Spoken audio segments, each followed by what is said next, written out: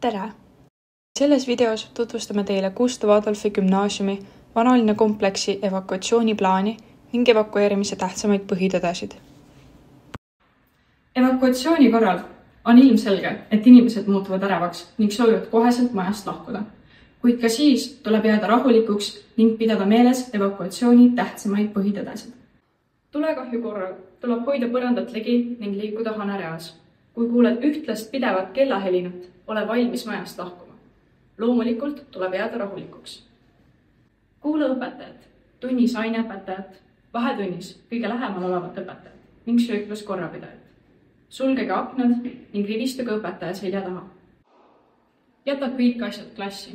Sulge klassi uks, kuid ära seda lukusta.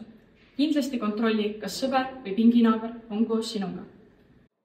Tulekahju korral garderoobi oma asju võtma minna ei tohi, kuid kui märkad tulekahjut esimesena, siis vajuta seinal olevat hädaabi nuppu ja helista 112. Evakueerumisel suitsu sisse minna ei tohi, kuid kui näed, et koridor on täis paksu suitsu ning klassist lahkumine pole enam ohutu ega võimalik, siis on kindlasti ohutu sinna jääda. Sellisel juhul tuleb avada aknad, et saada värsket õhku ning katta uksepraad märja rätiga. Esmalt tutvustame evakueerumist keeltemajast. Keeltemajas on 2 varuväljapääsu ning loomulikult tuleb ohu korral kasutada endale lähimat ning ohutumat. Näiteks saab teise korruse inglise keele klasside juurest evakueerudes kasutada tagumist trepihalli. Keeltemaja esimesel korrusel asub 1 varuväljapääsudest. Teine võimalus on lahkuda teisel pool.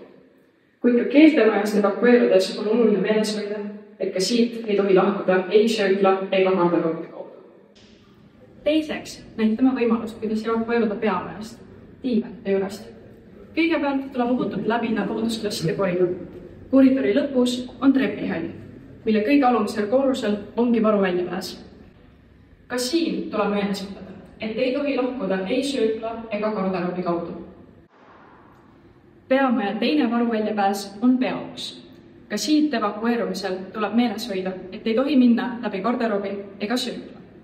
Nii keeltemajast kui ka peamajast evakueerudes on oluline lõpuks jõuda võimlamajja suurde saali, kus tuleb rivistuda klasside kaupa joonise järgi. Viimasel hoonel ehk võimlamajal on 3 varuväljapääsu, millest 1 asub siin keldrikorruse jõusaali juures. Kuid seda varuväljapääsu võib kasutada ainult siis, kui parasjagu ise siin viibib.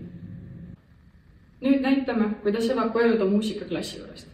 Kui võimlamaja peaust kasutada pole võimalik. Sellisel juhul tuleb lahkuda tagumise trepihalli kaudu.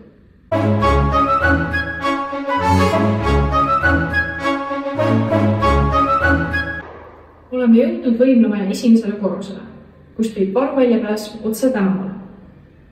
Võimlamajast evakueerudes on oluline jõuda peamajja medelisaali ette. Loodame, et õppevideo aitas selgitada meie kooli erinevaid evakuatsiooniteid ning aitab teil vajadusel ärevas olukorras jääda rahulikuks ning käituda vastavalt põhitõdedele ja korraldustele. Täname, et vaatasite meie õppevideot.